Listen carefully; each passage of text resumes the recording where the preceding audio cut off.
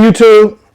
So I received a message from one of the followers on the YouTube page, and they said, well, you talked about in the first 2 videos of what you would have changed in your life. I talked about one, I wouldn't go outside very much because my community just wasn't a community that would provide for my growth as a person.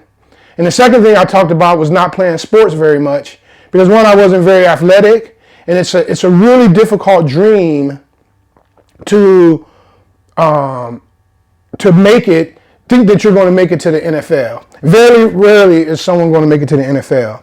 So what I would have changed first, I probably like in the kindergarten, first grade, the first thing I would have did was, one of the first things I would have did was, I would have went down to my local library and I would have joined the reading club.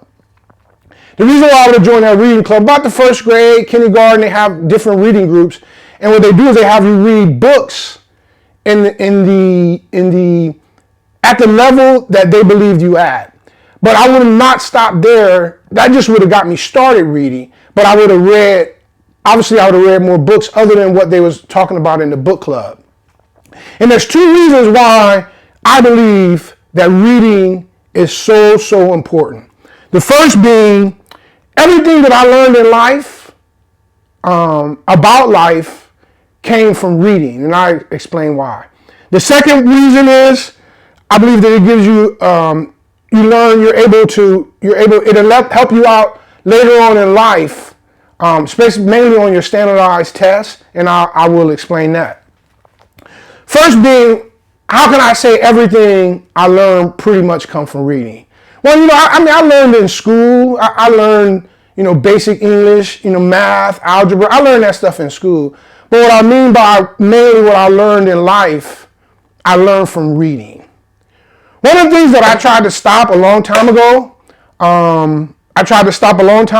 and you'll notice is what most people do. Most people love to give advice. What I mean by that, if they like to give advice, it makes them feel important to give advice. But I try not to stop there. I met a friend, I probably was about 22, 23 years old. He gave me The Making of American Capitalists. And he said, hey, this is a pretty good book. You may want to read it. Now, that was giving advice. And I didn't stop. I read that book. And I talked about it in another video a while back, that book took me to Graham, and I kept reading and reading and reading and reading.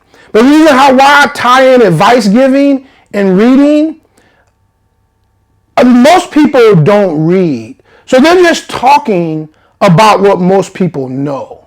So in reading, I was discovering things in a book. I had an intimate relationship with that book. I was discovering things that someone may know that doesn't read. They know what people talk about, but they don't know what's inside of books and the intelligence that's in books. I would not be sitting here today if I didn't read. I would have not learned about Warren Buffett. And if I didn't read the book that he gave me, I would have never learned about Ben Graham. I would have never learned The Intelligent Investor. I would have never learned security analysis.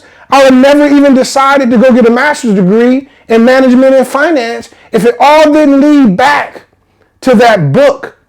And I read so many other books that had to do with finance, from reading about Carnegie Mellon, Rockefeller. I just, read those books, you learn things that people that's running around giving advice don't know.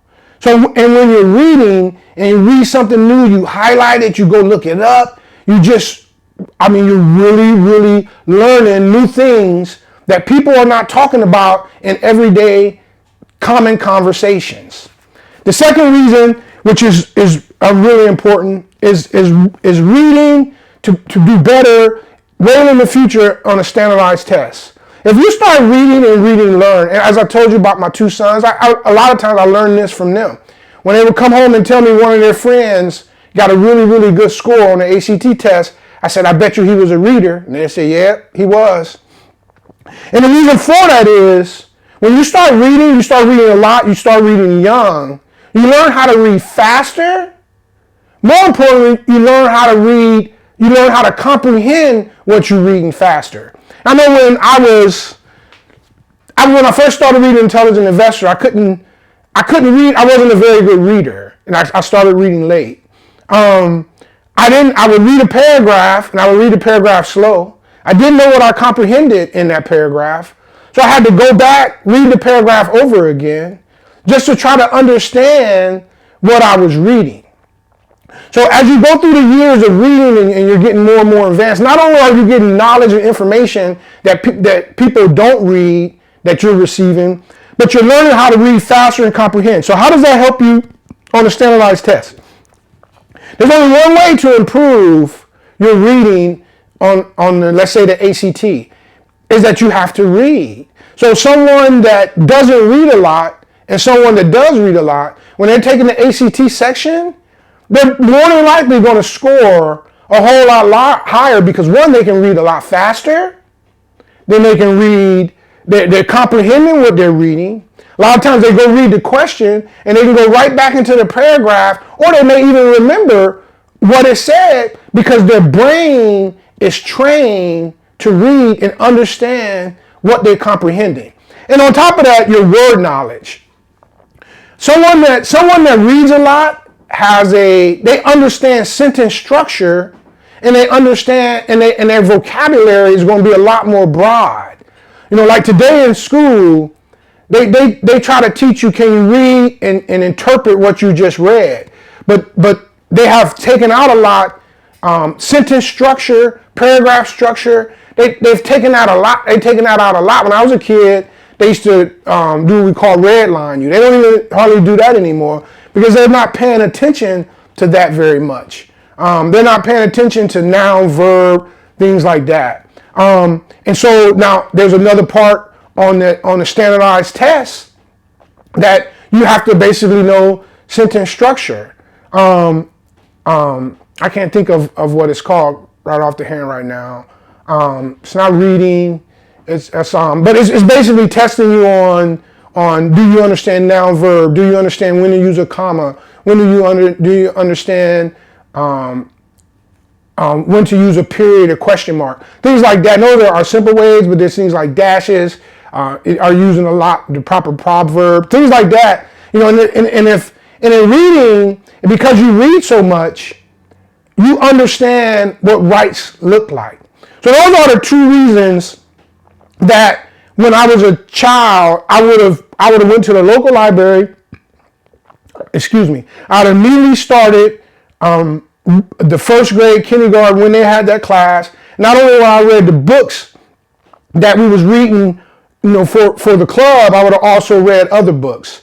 And like I said, and that is to help me to learn more information that people who don't read know, and then also my paragraph comprehension and my sentence structure that later on in life I'll be better prepared.